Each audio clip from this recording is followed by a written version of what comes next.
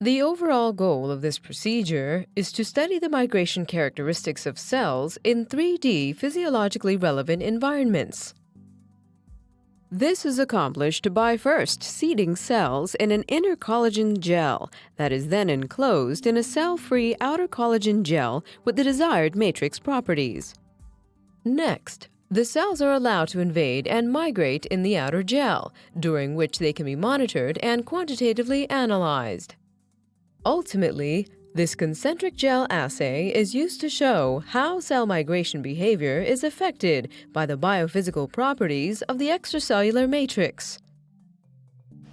The main advantage of this technique over existing methods like the transwell assay or the scratch assay is that the migration of the cell happens in a physiologically relevant 3D environment whose structural and biophysical properties are very easy to control. Visual demonstration of this method is quite essential because the formation of the concentric inner-outer gel system is quite delicate.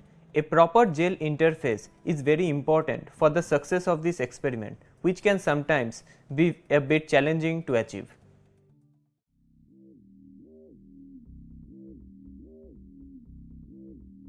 Begin with a culture of MD-MBA 231 cells ready to harvest from T25 flasks at 80% confluency.